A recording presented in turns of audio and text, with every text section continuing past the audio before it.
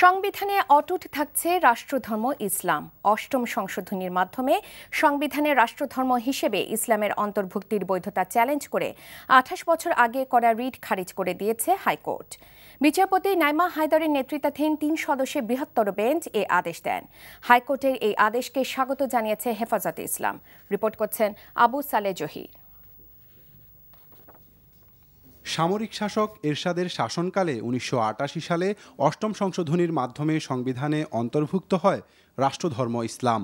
রাষ্ট্রধর্মের এই অন্তর্ভুক্তি সংবিধানের ৪ মূলনীতির সাথে সাংঘর্ষিক। এই যুক্তিতে ওই বছরই স্বৈরাচার ও সাম্প্রদায়িকতা প্রতিরোধ কমিটির পক্ষে দেশের ১৫ জন বিশিষ্ট নাগরিক অষ্টম সংশোধনীকে চ্যালেঞ্জ করে রিট দায়ের করেন।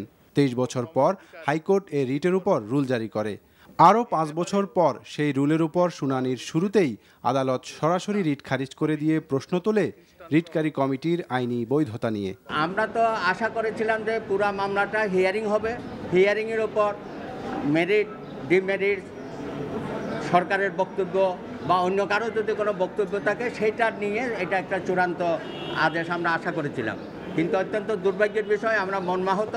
আজকে এই লার্জার বেঞ্চ বসেই বললেন যে তোমরা যে সংগঠনের নামে এই মামলাটা করেছ সেই সংগঠনের মামলা করার কোনো এখতিয়ার নাই। মেইনটেনেবিলিটির উপর বক্তব্য রাখার কোনো সুযোগ না দিয়ে হঠাৎ করেই ওনারা বলল রুল ইজ ডিসচার্জ, এবং কি গ্রাউন্ডে ডিসচার্জ করলো, কেন করলো সেটাও আমরা জানি না। প্রথম জিনিসটাই যেটা শুনানিতে গ্রহণ করতে হয় সেটা হলো যে রিটটি আদৌ মেনটেনেবল কিনা। রিট যদি মেনটেনেবল না হয় তাহলে আর বাকি শুনানি করার কোনো কারণ নাই। তো কোর্ট সঠিকভাবে আমি মনে করি এই সিদ্ধান্ত উপনীত হয়েছে যে এই ধরনের কমিটির কোনো লোকাস্ট্যান্ডি নেই যারা এই ধরনের রিট পিটিশন দায়ের করতে পারে। এদিকে সংবিধান থেকে রাষ্ট্রধর্ম ইসলাম বাদ দেওয়ার প্রচেষ্টার বিরুদ্ধে প্রয়োজনীয় পদক্ষেপ গ্রহণ করার দাবিতে সকালে প্রধান বিচারপতি বরাবর স্মারকলিপি দেয় হেফাজত ইসলাম বাংলাদেশ। হাইকোর্টের আদেশের পর বেলা ৩টার দিকে এই আদেশকে স্বাগত জানায় দলটি। আলহামদুলিল্লাহ, এই দেশে মুসলমানদেরকে সম্মান দেখানো হয়েছে।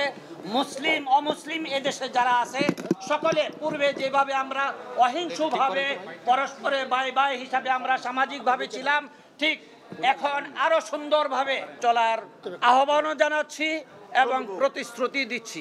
আদেশের অনুলিপি দেখে আপিল করার বিষয়ে সিদ্ধান্ত নেবেন বলে জানিয়েছেন আবেদনকারীদের আইনজীবী। Abu Saleh Zahir, NTV news, Dhaka.